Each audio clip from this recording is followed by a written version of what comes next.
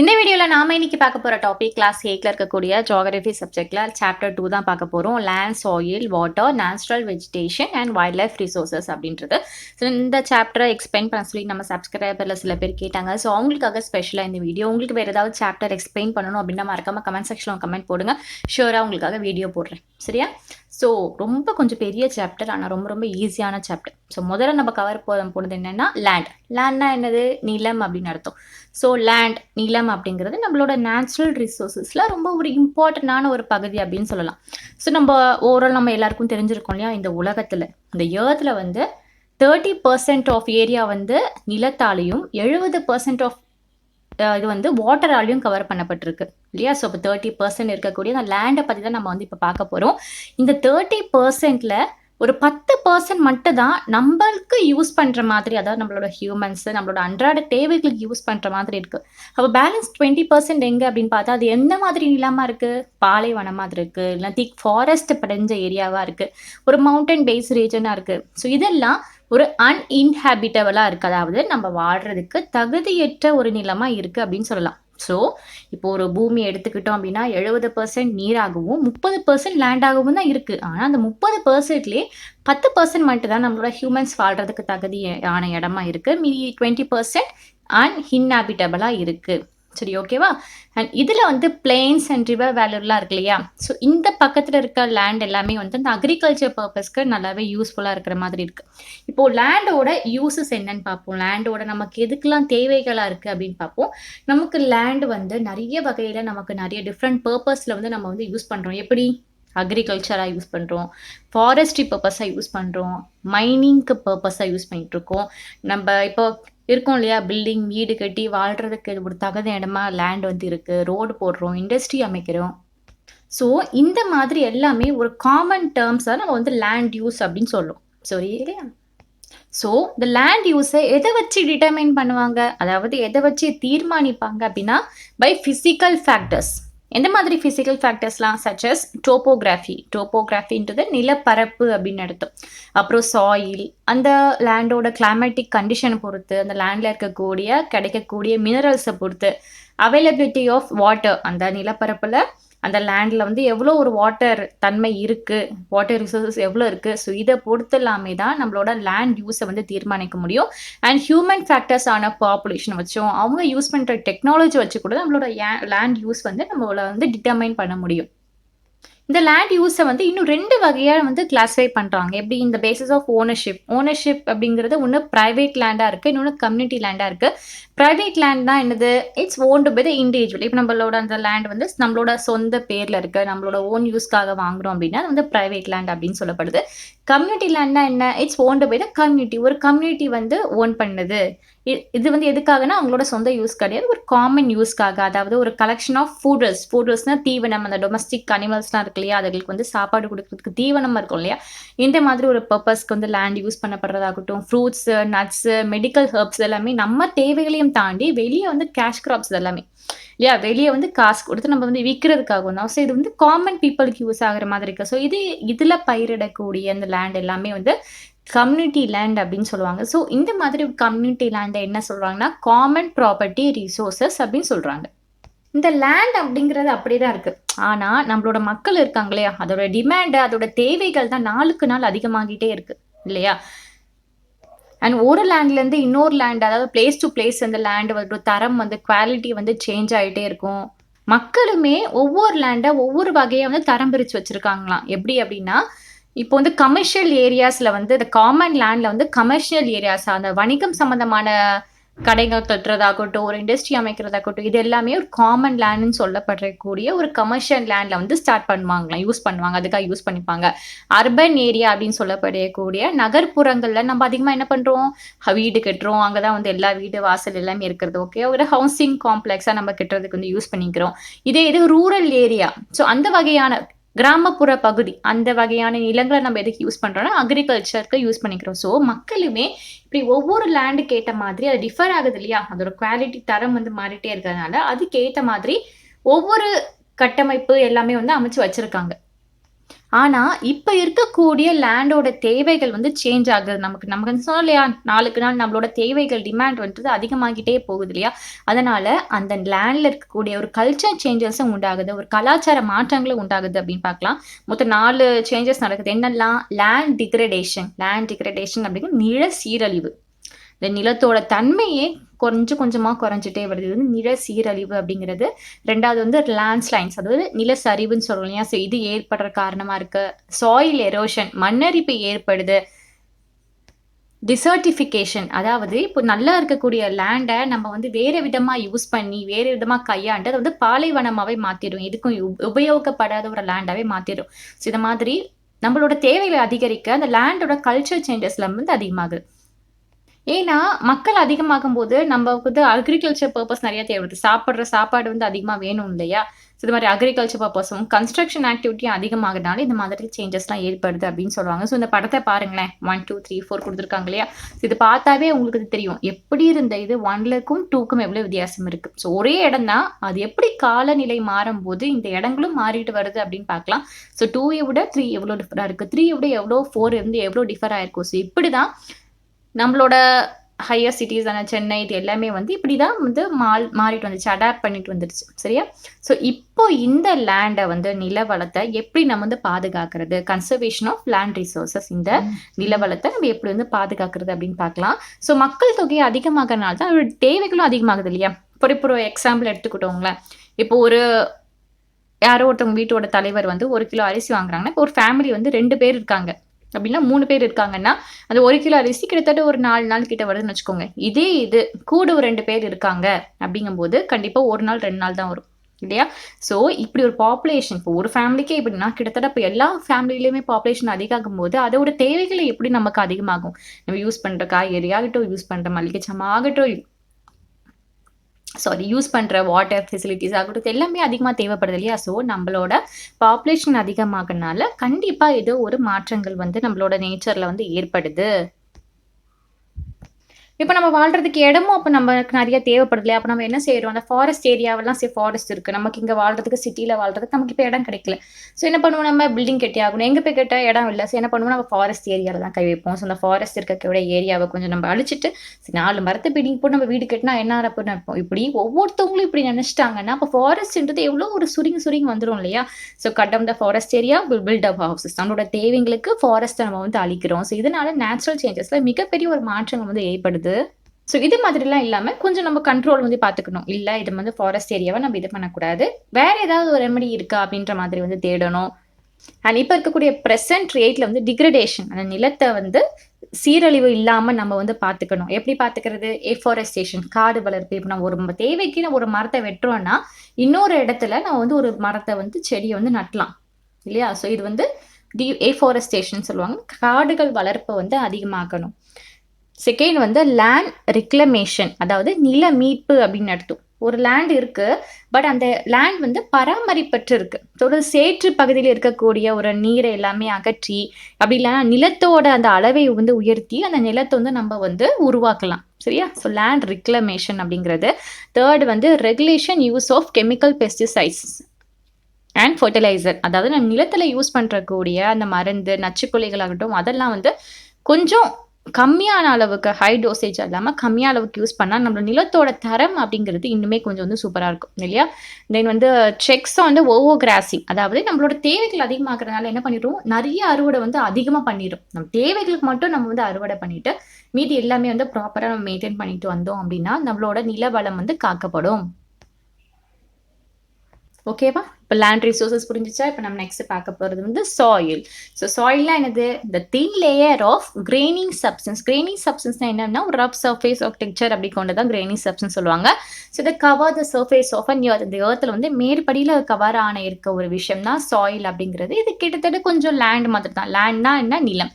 சாயில்னா என்ன? அந்த நிலத்துக்கு மேல் பரப்புல இருக்கக்கூடிய ஒரு விஷயம் தான். ஸோ இது கிட்டத்தட்ட கொஞ்சம் லேண்ட் மாதிரி தான் இருக்கும்.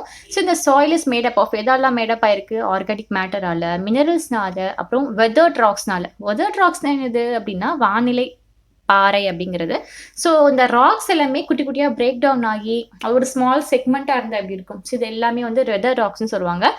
இது வந்து நம்ம கிளைமேட்டிக் கண்டிஷன்ல அதிகமா இருக்கிறதுனால அது உருவாக்கக்கூடிய ராக்ஸ் எல்லாமே. ராக்ஸே பொதுவா அப்படிதான் உருவாகும் இல்லையா? ஸோ இது மாதிரி ஆகுறது தான் வந்து வெதர் ராக்ஸ்.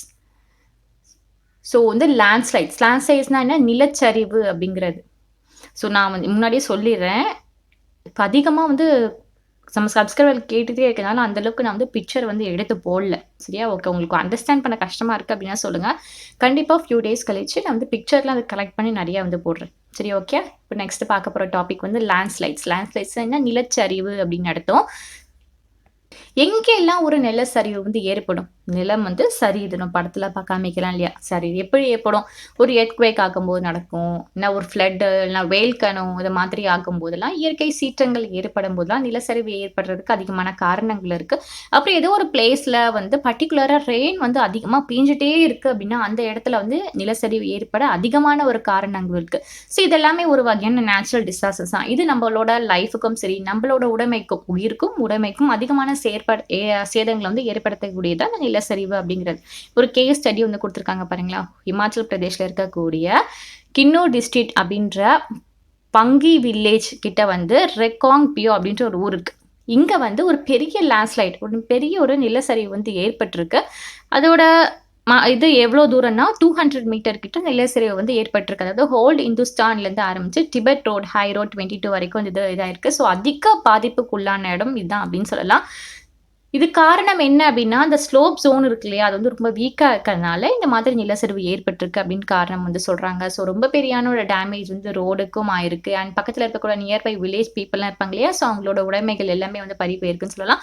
ஸோ அதுக்கப்புறமா அங்க இருக்கக்கூடிய மக்கள்லாம் என்ன பண்ணிட்டாங்கன்னா, கம்ப்ளீட்டா அந்த இடத்த வந்து வெக்கேட் பண்ண ஆரம்பிச்சுட்டாங்க. ஏன்னா, நாள பின்ன மறுபடியும் இதே மாதிரி நிலச்சரிவா இருப்பது அவங்களோட உயிருக்கும், உடைமைகளுக்கும் நெறைய சேதங்கள் ஏற்படும் இல்லையா? ஸோ அத தவிர்க்கிறதுக்காக டெம்பரவரியாவே அங்கிருந்து தள்ளி வேறு இடத்துக்கு வந்து போயிட்டாங்களாம். நெக்ஸ்ட் பார்க்க போற டாபிக் வந்து மிட்டிகேஷன் மெக்கானிசம் அப்படிங்கிறது. மிட்டிகேஷன்னா என்ன அப்படின்னா ரெடியூசிங் ரிஸ்க். என்ன விதமால நம்ம வந்து இந்த இது ரிஸ்க் வந்து ரெடியூஸ் பண்ணலாம் அந்த லேண்ட்ஸ்கேப்பை அப்படின்னு சொல்லி பார்க்கலாம். கொஞ்சம் அட்வான்ஸாக சயின்டிஃபிக் டெக்னாலஜிலாம் வந்து கொஞ்சம் எம்பவர்ட் பண்ணலாம். அப்புறம் இந்த ஹசார்ட் மேப்பிங், அதாவது இந்த ஆபத்துக்குள்ளான பகுதியெல்லாம் நிறைய நமக்கு வந்து தெரியும்.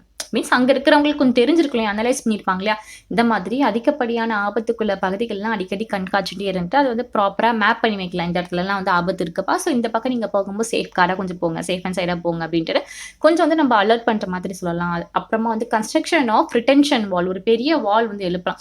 அப்படி எழுப்பும்போது என்ன ஆகும், அந்த ரோடு ஓரமா சரியா ஓகே, எழுப்பும்போது என்ன ஆகும் அப்படின்னா, அங்கிருந்து மண் சரிவு ஏற்படும் போது ஓரளவுக்கு கொஞ்சம் ஸ்லோவா இதாகும். நம்மளோட உயிர்கள் வந்து தப்பிக்கிறதுக்கு நிறைய விதமான வாய்ப்புகள் இருக்கு. நெக்ஸ்ட் வந்து increase in vegetation cover the arrest landscape. அதாவது நம்ம அந்த செடி கொடிகள்லாம் வந்து அங்கே போய் நம்ம வந்து மரங்கள் நட்டுறது, செடிகளை நட்டுறது, இந்த மாதிரிலாம் பண்ணோம் அப்படின்னா நம்ம நில சரிவை வந்து அப்படி பிடிச்சிக்கும், அந்த கிரிப்பை வந்து பிடிச்சிக்கும். ஸோ அந்த அளவுக்கு மண் சரிவு வந்து ஏற்படாது. அதாவது மதியம் செடிகள்லாம் வந்து அங்கே போய் நம்ம வந்து நிறைய வந்து பயிரிட முடியாது, அப்படியே வற்றணும். ஓகேவா? அப்புறம் சர்ஃபேஸ் ட்ரெயினிங் கண்ட்ரோல். அதாவது இப்போ இந்த ஒரு இடத்துல வந்து மழை வந்து கண்டினியூஸாக பேஞ்சிட்டு இருக்கும்போது அங்கே வந்து நிலச்சரிவு, மண் சரிவு வந்து அதிகமாக ஏற்படும் இல்லையா? ஸோ அப்போ அந்த ரெயின் வந்து பேயும்போது அந்த ரெயின் வந்து சீக்கிரமாக இதாகிறதுக்கு, அப்படியே உள்ள வந்து உறிஞ்சிக்கிறதுக்கு நம்ம வேற ஏதாவது ஒரு ஸ்டெப் வந்து எடுத்தோம் அப்படின்னா ஒரு ரெய்னிங் கண்ட்ரோல் எடுத்தோம் அப்படின்னா அந்த அளவுக்கு ஒரு நிலச்சரிவு வந்து ஏற்படாது அப்படின்னு சொல்லலாம். ஸோ இப்போ நீங்கள் படத்தில் பார்க்குறதான் soil profile. So total 4 layer இருக்குது. இந்த 4 லேயர் சேர்ந்தது தான் இந்த சாயில் அப்படின்னு சொல்லலாம். நெக்ஸ்ட் வந்து ஃபார்மேஷன் ஆஃப் சாயில். ஸோ இதில் ஒரு கொஷின் கூட உங்களுக்கு கொடுத்துருக்காங்க. ஓகே, ஒரு சாயில் ஃபார்ம் ஆகுறதுக்கு முக்கியமான ஒரு விஷயம் என்ன அப்படின்னு பார்த்தா ஒரு கிளைமேட்டிக் ஃபேக்டரும் பேரண்ட் ராக்கோ அப்படின்னு சொல்லலாம். அண்ட் அதர் சம் ஃபேக்டர்ஸ் கூட இருக்குது. அதாவது டோபோகிராஃபி, நிலப்பரப்பாகட்டும், role of organic material, time taken for consumption of soil formation. ஒரு சாயில் ஃபார்ம் இருக்குது, எவ்வளோ டைம் எடுக்குது அப்படிங்கிறது. ஸோ இது எல்லாமே பிளேஸ் டு பிளேஸ் வந்து டிஃபர் ஆகும். சரியா? ஸோ நெக்ஸ்ட் கொஷின் வந்து degradation of soil and conservation method. So எப்படிலாம் சாயில் வந்து சேதமாகுது, அது சேதமாகிறதுலேருந்து நம்ம எப்படி வந்து அதை ப்ரொடெக்ட் பண்ணுறது, எப்படி பாதுகாக்கிறது, என்னெல்லாம் மெஷர்ஸ் நம்ம வந்து டேக்கன் பண்ணுறது அப்படின்னு சொல்லி பார்க்கலாம். சரியா?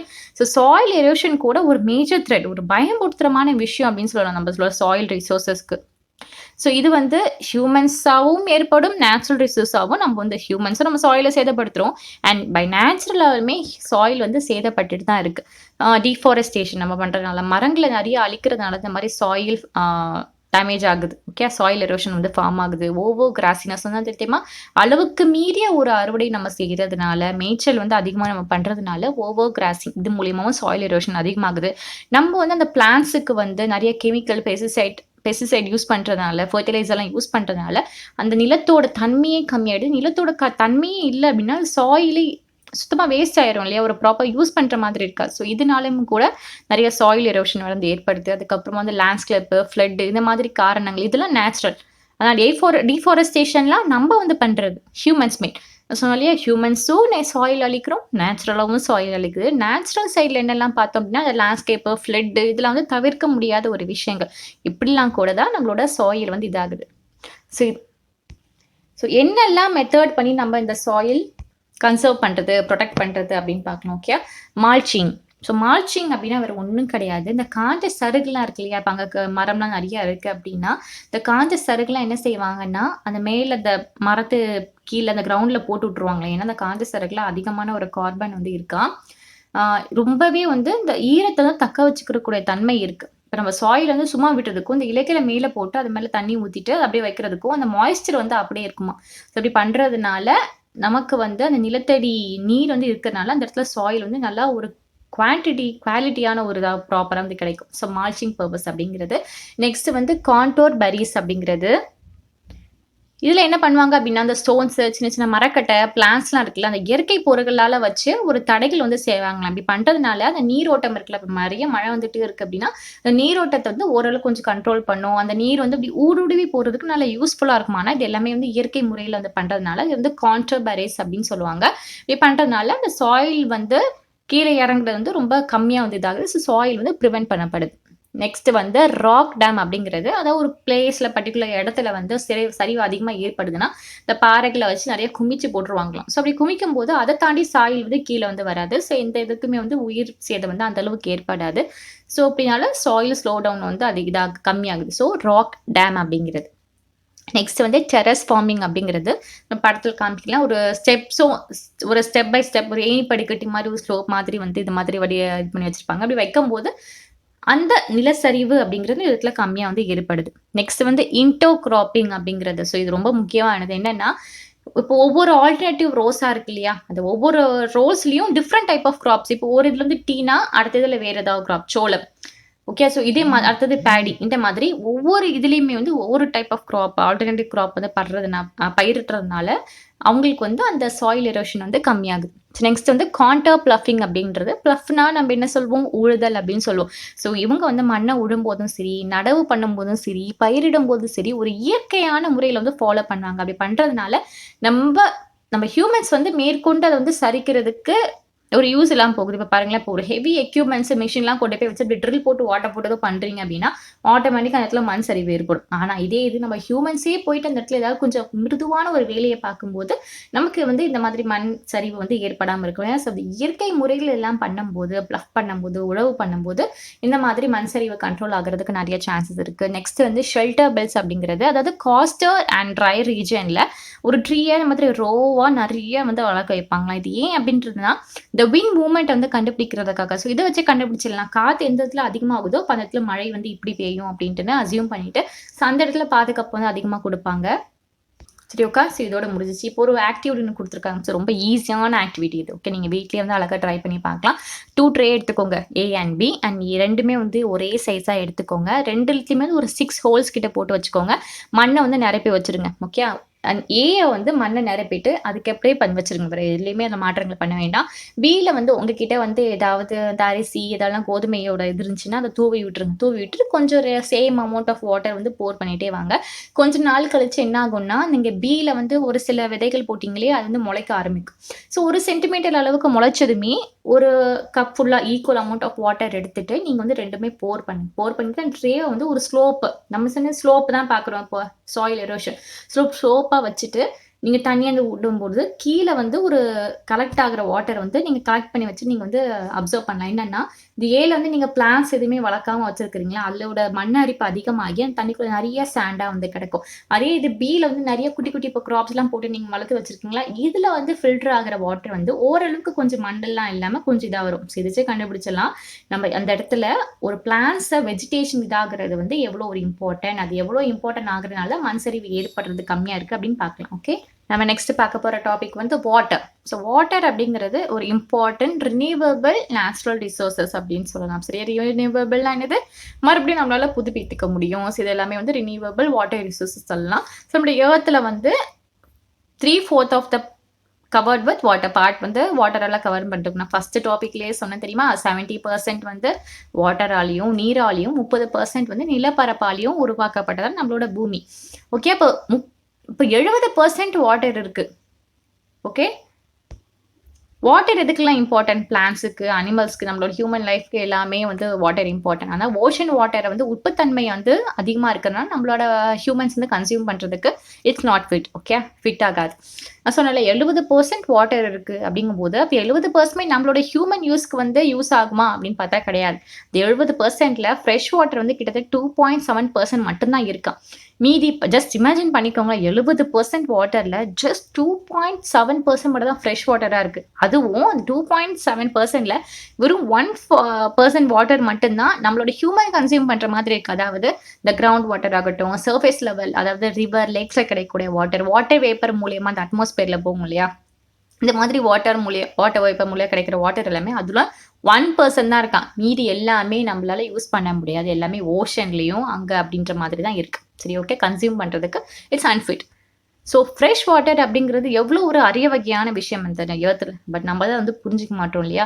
அண்ட் இந்த ஏர்த்தில் வாட்டரை வந்து நீங்கள் வந்து ஆட் பண்ணவோ அதுலேருந்து மைனஸ் பண்ணவோ நம்மளால முடியாது. ஏன்னா அந்த டோட்டல் டிமாண்ட் ஆஃப் வாட்டர் கன்சென்ட்றது ஒன்று தான். பட் அதோட தேவைகள், அதோட நம்ம யூஸ் பண்ணுற விதம் வேற மாதிரி வர்றதுனால நமக்கு எல்லாமே வந்து கூட இருக்கோ குறைச்சல் இருக்கோன்னு தோணுது. பாருங்களேன், ஒரு வாட்டர் சைக்கிள் எடுத்துக்கோங்க. பிக்சரில் காமிக்கிறதுலாம் இதுதான். படத்தை பார்த்தாவே தெரியும், நம்ம வந்து இந்த ஒரு வாட்டரையும் நம்ம வேஸ்ட் பண்ணல. வேஸ்ட் பண்ணுறது எல்லாமே நிலத்தடி நீராக போகுது, ஒன்று அது எவாப்ரேட் ஆகுது, மறுபடியும் அது மழையாக பெய்யுது, மறுபடியும் குளத்துக்குள்ளே போகுது, ஆறுக்குள்ளே போகுது. ஸோ இந்த வாட்டருன்றது ரீசைக்கிள் பண்ணி எப்படி இருக்கோ அதே லெவலில் தான் இருக்குது இல்லையா. நம்ம ஹியூமன்ஸ் வந்து அதிகப்படியான வாட்டரை வந்து எதுக்கு யூஸ் பண்ணுறோம், ட்ரிங்கிங் அண்ட் வாஷிங், இதுக்கு மட்டும் இல்லாமல் ப்ரொடக்ஷன் பர்பஸ்க்கு நம்ம வந்து அதிகப்படியாக யூஸ் பண்ணிட்டு இருக்கோம். அக்ரிகல்ச்சர் பர்பஸ்க்கு வாட்டர் யூஸ் பண்ணுறோம், இண்டஸ்ட்ரிக்கு வாட்டர் யூஸ் பண்ணுறோம், எலக்ட்ரிசிட்டி ஜென்ரேட் பண்ணுறதுக்கு யூஸ் பண்ணுறோம். அதுக்கப்புறம் பாப்புலேஷன் இன்க்ரீஸ் ஆனதுனாலையும் நம்ம ஃபுட்டோட தேவைகள் அதிகமாகுதா. ஃபுட்டு எப்படி விளையும், தண்ணி ஊற்றினா செடியிலேருந்து வரும் இல்லையா. ஸோ அதனால் இந்த பாப்புலேஷன் அதிகமானதுனால rising demand for food. Okay, ஃபுட்டோட தேவையில்லை அதிகமாகுது. கேஷ் கிராப்ஸ் நம்ம வந்து அதிகமாக விளைவிக்கிறோம். கேஷ் என்ன சொன்னது தெரியுமா, பணத்துக்கு நம்ம வந்து காசு கொடுத்து வெளியே விற்கக்கூடிய கிராப்ஸ் எல்லாமே cash crops. So cash crops வந்து அதிகமாக இது பண்ணுறோம். ஸோ இன்க்ரீசிங் அர்பனைசேஷன் அதிகமாக இது பண்ணுறதுனால வாட்டரோட ஒரு ஸ்கர்சிட்டி, ஷார்ட்டேஜ் ஆஃப் வாட்டர் வந்து நமக்கு வந்து ஃப்ரெஷ் வாட்டரில் வந்து ஏற்படுது. அண்ட் வாட்டர் வந்து சீக்கிரமாக ட்ரைன் அப் ஆகுறதுனாலையுமே, இப்போ வெயில் டைம்லாம் சம்மர் டைம்லாம் பாருங்களேன், சீக்கிரமாக வந்து ட்ரைன் அப் ஆயிரும் நீரில், குளத்துல இருக்கிறதுலாம். ஸோ அப்படி ஆகுறதுனாலையும், அப்புறம் வாட்டர் பொல்யூட் ஆகுறதுனாலையும், நம்ம தான் வாட்டர் பொல்யூட் பண்ணுறோம் சரியா. வாட்டர் பொல்யூட் ஆகுறதுனாலையும் இந்த நீரோட ஷார்ட்டேஜ், நமக்கு வந்து பற்றாக்குறை வந்து அந்த இடத்துல ஏற்படுது. ப்ராப்ளம்ஸ் ஆஃப் வாட்டர் அவைலபிலிட்டி, அதாவது நம்ம மோஸ்ட்லி இந்த கண்ட்ரீஸான ஆஃப்ரிக்கா எடுத்துக்கலாம், வெஸ்ட் ஏஷியா, வெஸ்ட் ஆஸ்ட்ரியா, அப்புறம் some parts of western USA, north and west Mexico, some parts of South America and Australia, இந்த மாதிரி இடத்துங்கள்லாம் வந்து தண்ணீரோட பற்றாக்குறை அதிகமாக வந்து இருக்குது. அந்த மாதிரி கண்ட்ரீஸ், அந்த ரொம்ப ஹாட் கிளைமேட்னு சொல்லுவாங்களே, அந்த கிளைமேட் இருக்கக்கூடிய கண்ட்ரீஸ் எல்லாமே வந்து இந்த வாட்டர் அப்படிங்கிற ரொம்ப பெரிய ப்ராப்ளமாக வந்து அவங்க ஃபேஸ் பண்ணிட்டு இருக்காங்க. நெக்ஸ்ட்டு வந்து கன்சர்வேஷன் ஆஃப் வாட்டர். இந்த வாட்டர் ரிசோர்ஸை, நீர் வளத்தை நம்ம எப்படி வந்து ப்ரிசர்வ் பண்ணுறது அப்படின்னு பார்க்கலாம். ஸோ வாட்டர் அப்படிங்கிறது நம்ம ரினியூவபிள் ரிசோர்ஸ்ன்னு சொல்லிட்டோம் இல்லையா, புதுப்பிக்கக்கூடியதான். ஆனால் என்னதான் இந்த வாட்டர் வந்து ரினியூவபிள் ரிசோர்ஸஸாக இருந்தாலுமே நம்ம அதை பொல்யூட் பண்ணுறதுனால அதை வந்து மறுபடியும் யூஸ் பண்ண முடியாத மாதிரி ஒரு அன்ஃபீட்டாக வந்து மாறிடுது. இது ஏன் அப்படிலாம் ஆகுது அப்படின்னா, அன்ட்ரீட்டட் சீவேஜ் சிஸ்டம், அதாவது கழிவு நீரை வந்து நம்ம அந்த அளவுக்கு சுத்திகரித்து ஒழுங்காக ப்ராப்பராக மெயின்டைன் பண்ணதுனால மறுபடியும் நம்ம யூஸ் பண்ண முடியாத மாதிரி ஆயிடுது. அதுக்கப்புறம் இந்த அக்ரிகல்ச்சரில் வந்து கெமிக்கல், இண்டஸ்ட்ரியல் இன்ஃப்ளூயன்ஸ்லாம் அதிகமாக இது பண்ணுறதுனால அந்த இது சீக்கிரமாக வந்து வாட்டர் பொல்யூஷனை வந்து அதிகமாக ஏற்படுது. எதனால, நைட்ரேட்ஸு, மெட்டல்ஸு, பெஸ்டிசைட்ஸ்னால பொல்யூட் ஆகுறதால நம்ம மறுபடியும் வந்து அது வந்து ரினியூவபிள் வந்து நம்மளுக்கு பண்ண முடியாம போயிடுது.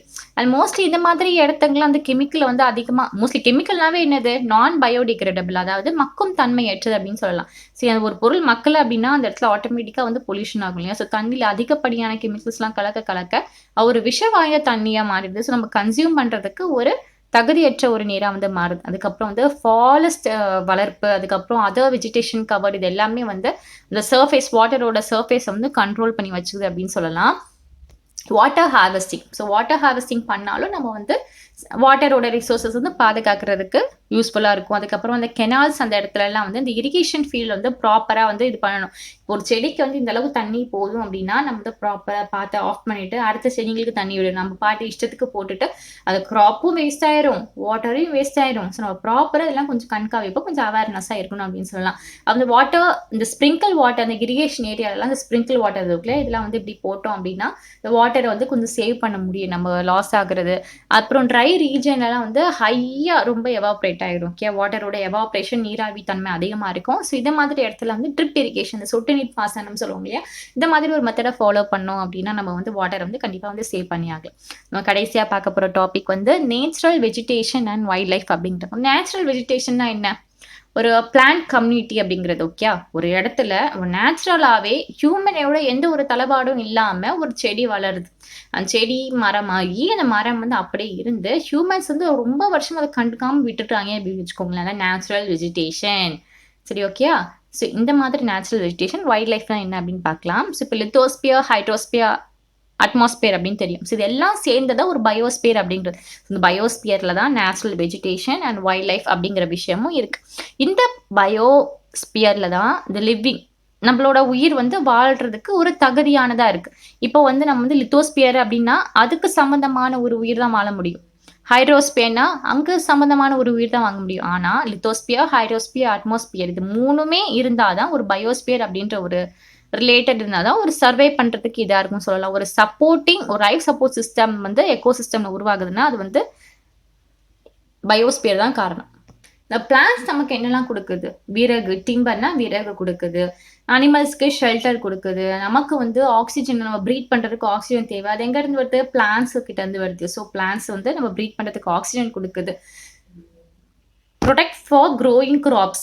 ஓகே. நமக்கு வந்து கிராப்ஸ் குடுக்குது. ஒரு storage of underground water. Plants வளர்றனால கீழ வந்து அந்த நிலத்தடி நீர் வந்து அப்படியே இருக்கு. ஸோ இது மாதிரி ஒரு வாட்டர் லெவல வந்து குடுக்குது. ஃப்ரூட்ஸ் குடுக்குது, vegetables, nuts, oil, medicinal plant இது எல்லாமே நமக்கு வந்து இந்த நேச்சுரல் வெஜிடேஷன் அப்படிங்கிறது குடுக்குது. இப்போ வைல்ட் லைஃப் நம்ம எடுத்துக்கிட்டோம்னா, இது செடிங்கள்ல இது எல்லாமே நமக்கு பண்ணுது. சரியா? யூசஸ் அப்படின்னு சொல்லலாம். வைல்ட் லைஃப்னால என்னெல்லாம் யூசஸ்? நம்ம வந்து animals, birds, insects, aquatic animals இதுல முதற்கொண்டு நமக்கு வந்து மில்க்கு, மீட்டு, உல் இதெல்லாமே குடுக்குது. இன்செக்ட்ஸ் ஆன பீஸ் பூச்சி தான். ஆனா பூச்சி வகையை சேர்ந்த பீஸ் வந்து என்ன குடுக்குது? தேன் குடுக்குது. அண்ட் ஹெல்ப்ஸ் அந்த இன்னொரு குட்டி குட்டி பூச்சி எல்லாம் வண்டெல்லாம் என்ன பண்ணுவான்? பாலினேஷன்ஸ்க்கு அதிகமா ஹெல்ப் பண்ணுது ஃப்ளார்ஸ்ல. மகரந்த சேர்க்கைன்னு சொல்லுவாங்கல்ல, இது வந்து ரொம்பவே இம்பார்ட்டன்ட் இது. அதுக்கப்புறம் நம்ம சொல்லுவோம், வல்ச்சர்லாம் என்ன சாப்பிடும்? டெத் லைஃப் ஸ்டாக் தான் சாப்பிடும். ஒரு இறந்து போன உயிரினத்த தான் சாப்பிடும். இதுல என்ன யூஸ்ஃபுல் இருக்கு அப்படின்னு கேட்போம். பட் அது கூட ஒரு யூஸ்ஃபுல் தான். ஏன்னா, இந்த என்விரான்மெண்ட்ட கிளீன் பண்றதுக்கு ஒரு உயிரினம் செத்து போச்சு. அது அப்படியே இருந்தா என்ன ஆகும்? அதுல இருக்கக்கூடிய ஒரு மைக்ரோப்ஸ் தான் நெறைய வளரும். ஆனா, அதே ஒரு வல்ச்சர் சாப்பிட்டு போது அந்த இடம் வந்து என்விரான்மென்ட் கிளீனா இருக்கா? இல்லையா? ஸோ இதே மாதிரி இது எல்லாமே ஒரு லைஃப் சைக்கிள் தான். இதான் பேலன்ஸ் எக்கலாஜிக்கல் பேலன்ஸ். ஆனா இதுதான் நம்ம வந்து ஃபுல்லா டிஸ்ட்ராக்ட் பண்ணிடுறோம் அது. ஓகேயா? ஸோ என்விரான்மெண்ட்ட கிளீன் பண்ணுது. ஸோ அனிமல்ஸுமே சரி, பிக்கா இருந்தாலும், ஸ்மாலா இருந்தாலும் அத கண்டிப்பா மெயின்டெயின் எக்கோசிஸ்டம பேலன்ஸா வச்சுக்குது. ஓகே. இது நமக்கு யூஸ்ஃபுல்லா இருக்கு. இத எப்படி நம்ம பாதுகாக்கிறது? Conservation of natural vegetation and wildlife. இத எப்படி நம்ம வந்து பிரிசர்வ் பண்றது, பாதுகாக்கிறது அப்படின்னு பார்க்கலாம். ஃபாரஸ்ட் தான் நம்மளோட வெல்த் அப்படின்னு சொல்லலாம். இல்லையா? ஸோ பிளான்ட்ஸ் வந்து ஃபர்ஸ்ட் சொன்ன மாரி தான் ஷெல்டர் குடுக்குது அனிமல்க்கு. நமக்கு வந்து நெறைய எக்கோசிஸ்டம்ல ஒரு பேலன்ஸா வச்சுக்குது. இந்த மாதிரி நெறைய ஸ்பீசிஸ் ஆல்சோ வந்து ரொம்ப அழிஞ்சு போற தருவாயிலயும், ஏற்கனவே அழிஞ்சு விட்ட தருவாயிலுமே இருக்கு. ஸோ நம்ம என்ன பண்ணணும்? டீஃபாரஸ்டேஷன் வந்து பண்ணக்கூடாது. இதுக்கு முக்கியமான காரணங்கள் என்ன? மரங்கள் அழிப்பு. மரங்கள் அழிச்சாவே நம்ம பறவைகள்லாம் வந்து எங்க போய் வந்து அது இருக்கும்? ஓகே. வீடு வாசலே அந்த பறவைகளுக்கு வந்து மரம் தான். நம்ம அதையும் அழிச்சுட்டோம்னா, இடம் மாறி வேற இடத்துக்கு போகும். கடைசியில அதுக்கு மரமே இல்லாதபோது ஒரு உயிர் சாகுற தருவாயிலுக்கு போயிரும். ஸோ டீஃபாரஸ்டேஷன் ரொம்ப important. Soil erosion, constructional activities நம்மளோட தேவைகளுக்காக நம்ம நெறைய மரங்கள வெட்டி வீடு கட்டிட்டே இருந்தோம்னா, மரங்களே இருக்காதே! இல்லையா? ஸோ இந்த மாரி கன்ஸ்ட்ரக்டிவ் ஆக்டிவிட்டீஸ், அப்புறம் ஃபாரஸ்ட்ல வந்து அதிகப்படியான ஃபயர் நடக்கிறதுனால, சுனாமினால, லேண்ட்ஸ்லைட்னால, அதுக்கப்புறம் ஒரு சில ஹியூமன்ஸ் அண்ட் நேச்சுரல் ஃபேக்டர்ஸ்னால இந்த அழிவுக்கு இந்த நேச்சுரல் வெஜிடேஷனும், வைல்ட் லைஃப்பும் அழிவுக்கு காரணமா நம்ப எல்லாருமே வந்து இருக்கோம். அண்ட் ஒரு சில பிளேஸஸ்லாம் வந்து அனிமல்ஸ்ல வந்து இல்லீகலா ட்ரேட் பண்ணுவாங்க. ஒரு இடத்துலருந்து இன்னொரு இடத்துக்கு. எதுக்காக? அந்த அனிமல்ஸோட ஸ்கின்க்காக இருக்கட்டும், நெயில்ஸ்க்காக இருக்கட்டும், டீத்க்காக இருக்கட்டும், ஹார்ன்ஸ்க்காக அந்த தந்தம்லாம் இருக்கு இல்லையா? அதுக்காக இருக்கட்டும், ஃபெதர்ஸ்க்காக இருக்கட்டும். இந்த மாதிரி டைகர், லயன், எலிஃபண்ட், டீஸ், black buck, crocodile, rhinoceros, leopard, ostrich, peacock இது எல்லாத்தையுமே இதோட ஸ்கின்னு, நெயில்ஸ், டீத், ஹார்ன்ஸ் இதெல்லாத்தையும் எடுத்து வந்து இல்லீகலா ட்ரேட் பண்றாங்களாம். ஸோ இது எல்லாமே நான் வந்து புரொடெக்ட் பண்ணணும். அவேர்னஸ் வந்து ஒரு இன்க்ரீஸ் பண்ணணும். இப்படி பண்ணக்கூடாது. இப்படி பண்ணீங்கன்னா, ஒரு சமநிலையா வந்து இருக்காது. அத அழிக்கிற தப்பு அப்படின்ற மாரி அவேர்னஸ் வந்து நம்ம எல்லார்கிட்டயும் கொஞ்சம் கொண்டு வரணும். அப்புறம் national parks, wild life sanctuary, அப்புறம் பயோஸ்பியர் ரிசர்வ்ஸ் இது மாதிரி ஒரு நேச்சுரல் வெஜிடேஷன், வைல்ட் லைஃப்ப வந்து காக்க வந்து உதவியா இருக்கு. இத மாதிரி நெறைய விஷயங்கள் வந்து நம்ம வந்து ஸ்டார்ட் பண்ணணும். அப்புறம் ஹியூமன் ஆக்டிவிட்டி வேர்ல்டு தான் வந்து நம்ம ரொம்ப டிஸ்டர்ப் பண்ணுது. சரியா? நம்மளோட ஆக்டிவிட்டி தான் இந்த வேர்ல்டோட சமநிலையே கெடுக்குது அப்படின்னு பார்த்தா நம்ம பண்றது தான். ஸோ இது மாதிரி விஷயங்கள்லாம் நம்ம வந்து கொஞ்சம் கண்ணும் கருத்துமா இருக்கணும். இல்ல இந்த மாதிரி ஸ்பீஷஸ்லாம் அழிஞ்சிட்டு வருது. ஸோ நம்ம இது மாதிரிலாம் பண்ணக்கூடாது. சிட்டுக்குருவிலாம் சாகடிக்கக்கூடாது. சிட்டுக்குருவியோட இதே இல்ல இப்போ. இல்லையா? ஸோ அதெல்லாம் சாவடிக்கக்கூடாது அப்படின்ற மாதிரிலாம் நம்ம வந்து நெறைய கொஞ்சம் அவேர்னஸ் வந்து கொண்டு வரணும். அதுக்கப்புறம் நம்ம என்ன பண்ணணும்னா, நெறைய பேர்ட்ஸ், அனிமல்ஸ் வந்து நம்மளோட தேவைகளுக்கு வந்து ஹண்ட் பண்ணிட்டு நம்ம கொலை பண்ணிரும். ஸோ அது மாதிரி வந்து பண்ணக்கூடாது. அவேர்னஸ் ப்ரோகிராம் எல்லாமே கண்டக்ட் பண்ணணுமா? லைக் சோஷியல் ஃபாரஸ்ட்ரி அதாவது வனமோ வன மஹோத்சவா அப்படின்ற ஒரு அவேர்னஸ் ப்ரோகிராம் வந்து நம்ம வந்து கண்டக்ட் பண்ணோம். ஸோ இந்த ப்ரோகிராம் வந்து ரீஜனல் ஏரியாலயும், கம்யூனிட்டி லெவல் ஸோ இந்த பேசிஸ் 2துலயுமே வந்து கனெக்ட் பண்ணணும். அப்புறம் ஸ்கூல் சில்ட்ரன்ஸ்லாம் இத பத்தி நெறைய பேசணும், என்கரேஜ் பண்ணணும். இந்த மாரி பேர்ட் சாங்சுரிக்கு அதுக்கெல்லாம் கூட்டிட்டு போங்க. அப்பதான் வந்து நேச்சர வந்து பாதுகாக்கிறது எவ்வளோ முக்கியம் அப்படின்னு தெரியும். அண்ட் நெறைய கண்ட்ரீஸ் வந்து லாஸ்மே வந்து பாஸ் பண்ணியிருக்காங்களாம். சட்டமே இருக்கு என்னன்னா, ஒரு சில அனிமல்ஸ், பேர்ட்ஸ்ல வந்து ட்ரேட் பண்றது, கொலை பண்றது அது எல்லாமே வந்து இல்லீகல் அப்படின்ற மாதிரி நம்ம இந்தியால வந்து லயன், டைகர், டீஸ், இந்தியன் பேர்ட்ஸ், பீகாக் இது எல்லாமே வந்து கொலை பண்றதாகட்டும், ஒரு இடத்துல இன்னொரு இடத்துக்கு வந்து ட்ரேட் பண்றதெல்லாம் வந்து இல்லீகல். ஸோ இதெல்லாம் பண்ணக்கூடாது அப்படின்னு சொல்லுவாங்க. அண்ட் இன்டர்நேஷனல் கன்வென்ஷன் சிட்டீஸ்ன்னு சொல்லுவாங்க. சிட்டீஸோட ஃபுல் ஃபார்ம் வந்து conservation of international trade and engage species of wild flora and fauna அப்படிங்கிறது. ஸோ இது வந்து என்ன சொல்லுதுன்னா, ஒரு list of several species of animals and birds வந்து குடுத்துருக்காங்க. பேப்பர். அந்த லிஸ்ட்ல வந்து இந்த மாதிரி இதெல்லாம் வந்து நீங்க வந்து ட்ரேட் பண்ணீங்க அப்படின்னா ப்ரோஹிபிட்டட். உங்கள புடிச்சு ஜெயில் போடும். நெறைய காசு வாங்குவோம். சட்டத்துக்கு மீறின ஒரு செயல் அப்படின்ட்டு உங்க மேல வந்து கேஸ் போட்டுருவாங்க. ஸோ இப்படி பண்ணக்கூடாது அப்படின்ட்டு. கடைசியா என்ன சொல்றாங்க?